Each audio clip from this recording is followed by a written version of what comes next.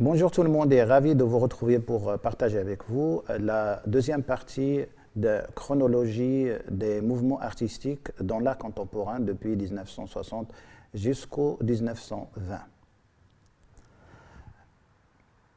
On va commencer avec une citation. « Le doute est un état mental désagréable, mais la certitude est ridicule » de Voltaire. J'ai introduit cette phrase afin de vous justifier le mouvement perpétuel qui pousse les artistes à rénover dans l'art. Donc on commence avec l'art audiovisuel. L'histoire de l'audiovisuel se confond avec l'histoire du cinéma, de la prise de son, de la télévision. Selon Isabelle Giannattasio, la première définition des termes s'appliquait à tout ce qui n'était pas livre ou, de façon encore plus pragmatique, tout document qui nécessite un appareil de lecture. Aujourd'hui, une œuvre audiovisuelle est définie par son contenu, programme télévisé, documentaire, vidéoclip, etc., ou par la réglementation en vigueur dans un pays. En France, c'est le Conseil supérieur de l'audiovisuel qui est chargé de contrôler les activités liées à ce secteur. L'audiovisuel et les historiens. L'audiovisuel peut constituer une source pour les historiens, des spécialistes de l'époque contemporaine comme Marc Ferraud ou Pierre Sorlin ont exploité des œuvres cinématographiques pour une partie de leurs travaux. L'audiovisuel a commencé de 1960 à 1970. Des groupes de plasticiens collaborant avec des musiciens produisaient des light shows. Il s'agissait de projections de diapositives, slides, sur lesquels les artistes en temps réel et en musique produisaient des effets de couleurs et de formes. Ces groupes se sont manifestés notamment à Paris, au Musée d'art moderne de la ville de Paris. L'artiste Fred Forrest, pionnier de l'art vidéo, propose dès 1965 le tableau écran, qui est une peinture de grande dimension destinée à recevoir des projections de slides et de films.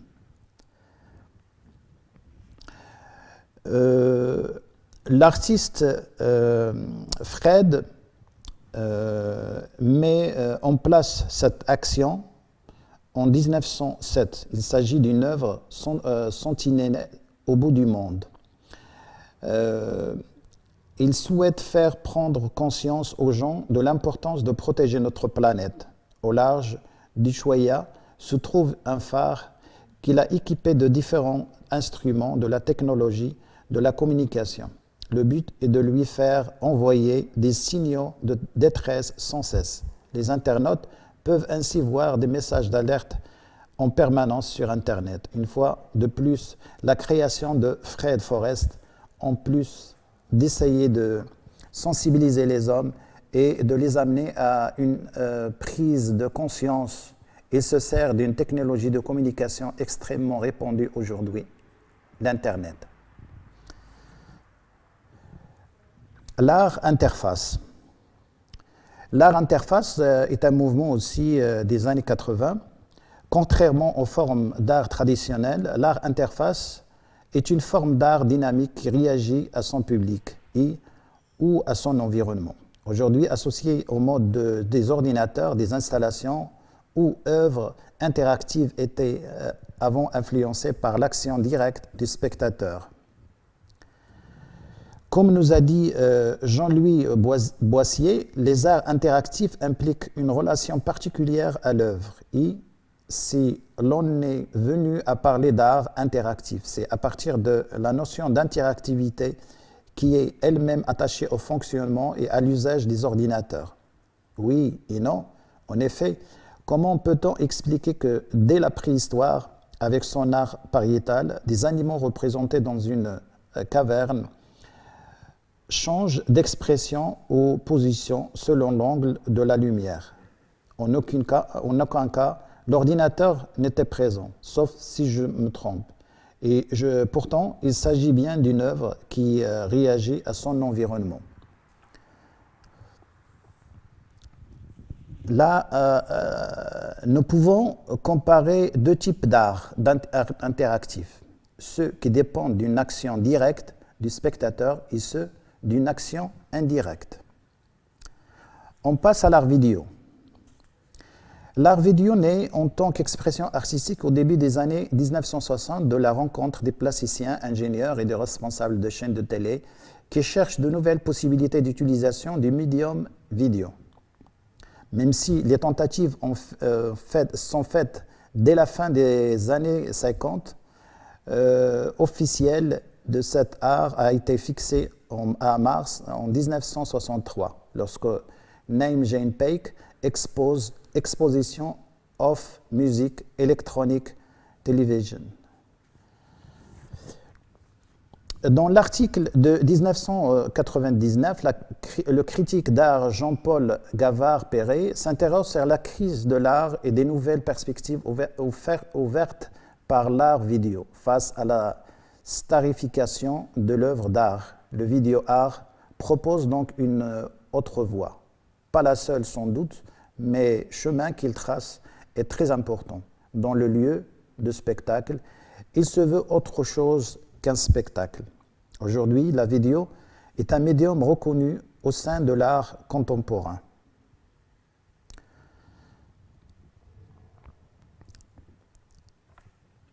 Là, c'est une œuvre célèbre qui marque l'interaction de cette nouvelle pratique dans le domaine de l'art contemporain. Et on passe à la figuration ou la figuration libre figuration.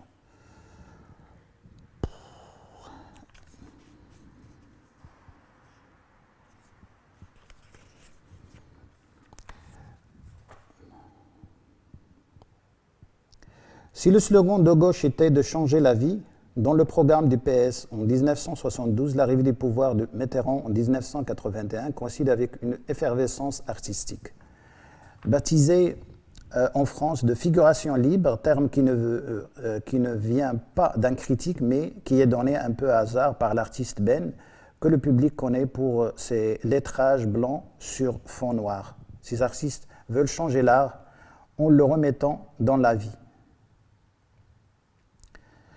François Boisseron, parmi les artistes les plus représentatifs de ce mouvement,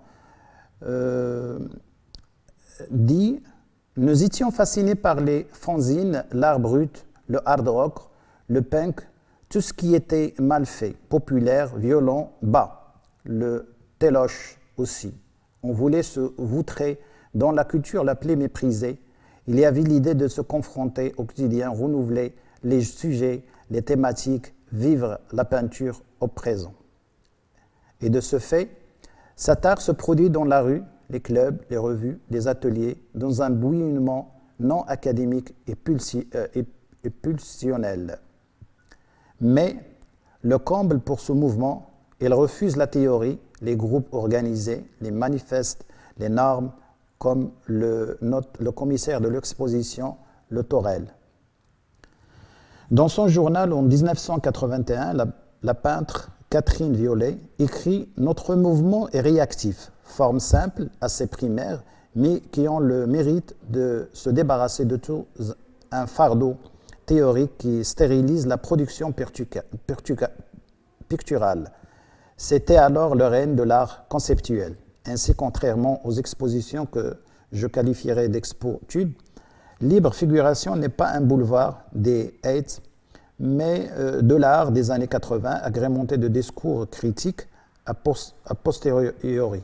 Les productions du star Hervé Desrosas à Jacques Basquiat, de Robert Combat à Kit Haring, ils sont présents, mais autant que possible en consultant les artistes encore vivants sur le choix des œuvres et en nous replongeant dans leur énergie, leur propre ressenti de l'époque. Car au fond, il y a là, dans cet élan d'égal, la volonté d'accompagner une transformation sociale qui nous est utile. Comme le dit le galeriste new-yorkais, qui a exposé Basquiat et Arine, mais aussi De Rosa et Repoulin. Première bande de Pierre Hague, le futur de la société et celui du monde peuvent provenir de la peinture et de l'art. En réalité, comme d'autres mouvements radicaux qui ont secoué l'art depuis la deuxième moitié du XXe siècle, la libre figuration n'a pas eu d'impact sur la société. Elle reste de l'art, mais avec une volonté farouche d'être connectée au peuple. Keith Haring parlait du besoin d'art et critiquait les artistes contemporains qui ont ignoré le public, produisant pour quelques-uns seulement tout en ignorant la masse. L'art pour tous, écrivit-il dans son journal. De la figuration libre, il reste un mouvement qui n'aura pas changé la vie, mais qui autorise à l'art à en voir et à en faire. Et c'est de cette énergie-là dont il faut se nourrir. La trance avant-garde est un mouvement ici, une version italienne pour le néo-impressionnisme qui fait référence à un mouvement artistique qui se déplaçait à travers l'Italie et à quelques autres parties de l'Europe occidentale entre 1970 et 1980. Cela signifie que c'est simplement après l'avant-garde. Le mouvement de l'art est venu comme une réponse à l'explosion de l'art conceptuel qui a obtenu de nombreux moyens d'expression et réintroduisant l'émotion et la relance de la peinture.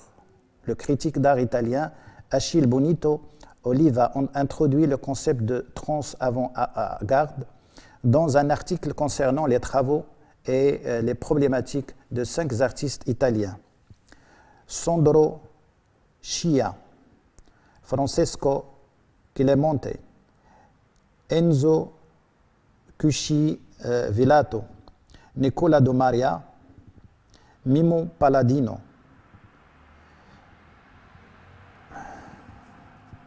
Les artistes revendiquent l'usage de la peinture, de la figuration, l'appropriation et la citation de sources mythologiques, légendaires, puisant sans contrainte dans ce réservoir de style qu'est la peinture, de la peinture. La trance avant-garde renverse l'idée d'un progrès de l'art qui reste tourné vers l'abstraction conceptuelle. La trance avant-garde a marqué un point tournant de retour à l'imagerie mythique et à l'art figuratif qui, à l'époque, a été redécouverte. Le bad painting. Bad painting est le nom donné à une tendance de la peinture figurative américaine dans les années 70 par la critique et commissaire d'exposition Marcia Tucker, 1940-2006.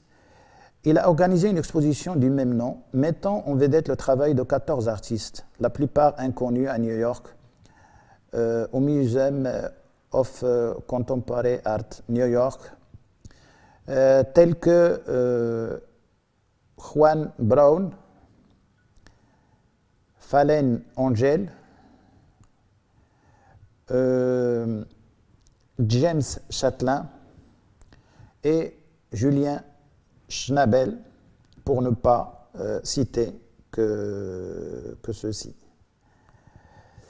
L'art relationnel.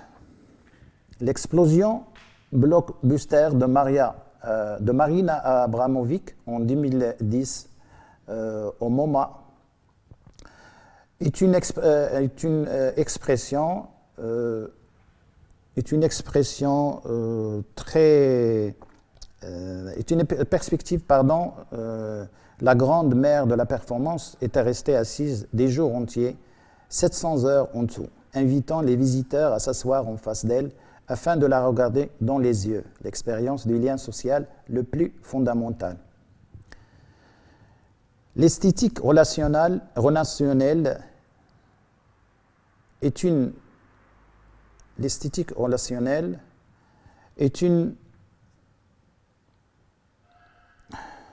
L'esthétique relationnelle est un art de transmettre des émotions.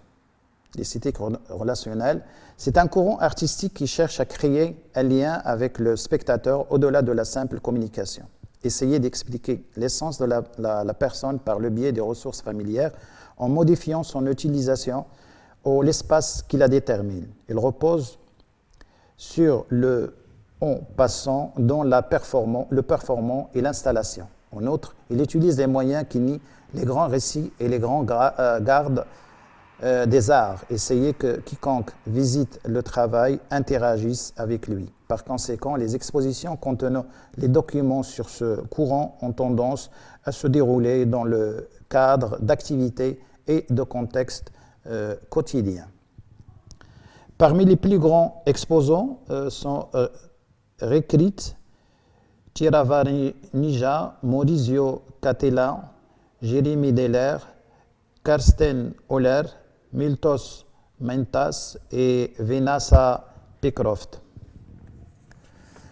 La domination d'art relationnel est attribuée à Nicolas Bourriaud, ancien co-directeur de Tokyo Palace à Paris. Plus tard, Bourriaud a utilisé ce nom comme titre de son livre Esthétique relationnelle, publié en 1998.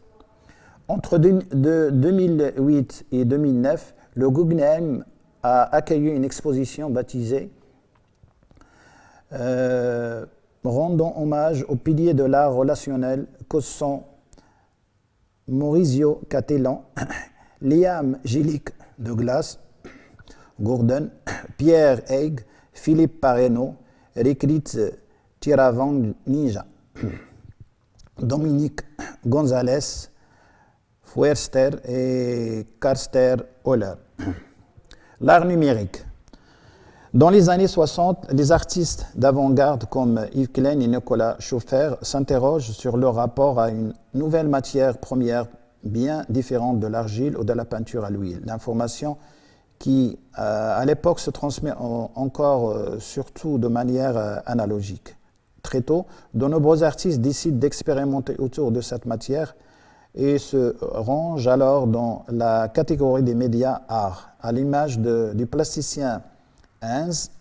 Aujourd'hui classé parmi les précurseurs de l'art numérique, il ne faudrait pourtant pas croire que l'arrivée de la donnée numérique a marqué une rupture nette dans les pratiques artistiques. La réalité est beaucoup plus évolutionniste que sélectionniste. Encore aujourd'hui, la notion d'art numérique fait débat.